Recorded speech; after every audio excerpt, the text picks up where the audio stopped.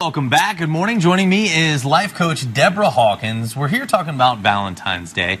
And you might be single and feeling sad. It's okay. Deborah's got some tips for you. Good morning to you, Deborah. Good morning. I love this holiday. Me too. You know, it is... I love it even when I'm single. Well, yes, absolutely. And we're going to talk about that today. We're going to talk about, the three categories people fall into.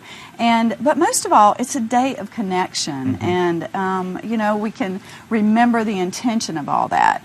And I think for most people, they want connection. They want to be in relationship for most people. And, today is the day that proves it because we spend $19 billion on this one holiday. That's right. So, I think that says a lot about how much we want to be connected. Absolutely. So, first of all, I think there's three categories that people fall into, especially when you're thinking about Valentine's. You have people who are happy, whether they're single or whether they're in relationship. Then you have people that are looking for love, that are looking for that relationship. And then you have this other segment of the population that I don't think is talked too much about. I call them the in-betweeners, the tweeners. And those are people who are in relationship, but for whatever reason don't feel connected anymore. And that's actually a large group of the population. That's sad, too. It's sad. That's a tough place to be. Lonely in a relationship is worse than being single. Absolutely, absolutely. As a matter of fact, statistics show that 6 out of 10 couples who have been together for over a year are feeling less connected. Wow, 6 out of 10. That's a majority. So you have ideas for keeping them connected? I do. Okay. Absolutely. The first thing would be use this day as an opportunity to reconnect. That's what it's all about. We're putting all this time, energy, focus into it. I would say have a real conversation. Most of us are afraid to tell our partners the truth.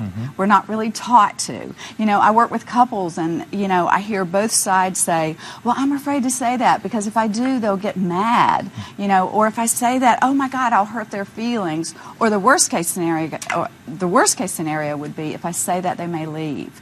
So we're very reluctant to tell the truth and to express what our needs are. So I would say, be willing to have that kind of conversation. And if you need help with it, get a therapist or a coach.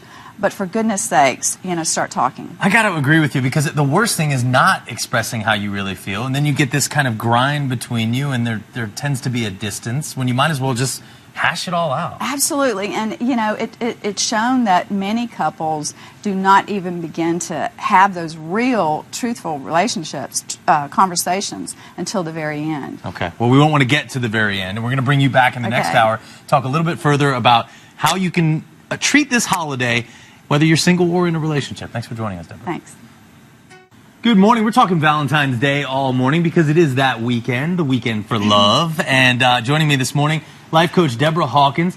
So tell me, last hour we talked a little bit about how to rekindle love and what you should do when you're in a relationship. Now we're going to talk singles, right? Singles, yeah. We're about at the tipping point now where there's almost more singles than there are people coupled up. Wow. So that's a lot of the population. So, what I tell my single people who are actually looking for a relationship, looking for love, the first thing I would say is do you. And by do you, I mean make yourself happy. If you've come out of a relationship, discover the things about yourself that really bring you joy. If it's something you put away on the shelf, get back into, an exercise that you like to do, a hobby you like to do.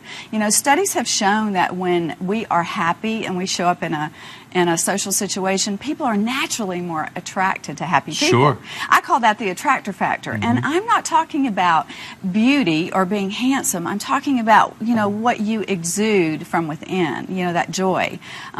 Because we've all been around people that we just naturally, want to talk to them or want to hang out with them more. And the converse is true, too. When you're around somebody who's always negative, yes, then you don't really want to be around. Exactly. So do you. That would be a really great one. So when you show up in social situations, people naturally connect to you. The second tip I have is to clean up the past. I did a podcast this week called 50 Ways to Love Your Leaver. Not leave your lover. Okay, love your leaver. And, all right. And by that, I mean, look at your last relationship and take responsibility for, whatever part, that you played in it. Really take a look at you know, what worked and what didn't. There's lots of information in our past relationships as we move forward, so we can know what we didn't want, and now we know what we do want. So we can begin to look for that in the next partner, you know, and really look. It's not just about dating someone else. I mean, if you really want to be in a relationship, you want to look at, you know, what are my values now, and do they match up to that? What do I really want in a person? You know, and the next thing I would say is to do your physical cleanup. You know, do you still have photos of your ex around the house? Oh, do you still have maybe old cards or love letters, you know, hid in the back of the closet or, you know, in the drawer? And many of us do that. Sure. We hang on to that stuff. There's a place for those things. That's right, that's right. But the idea of that is that we're still holding on in some ways, mentally and physically, which leads me to the next thing, which is prepare yourself for a relationship. And most people don't think about that. They just kind of jump out there and start dating. But there's lots to be said about preparing ourselves. And to learn more about preparing yourself, you go to DeborahHawkins.com. Or to give her a call. That's right. And we do have, yes, we've got a relationship toolkit, so I'd love for you to check it out. Thanks very much, Deborah. We Thanks appreciate you for coming having in. Happy Valentine's Day, everybody. We'll be right back.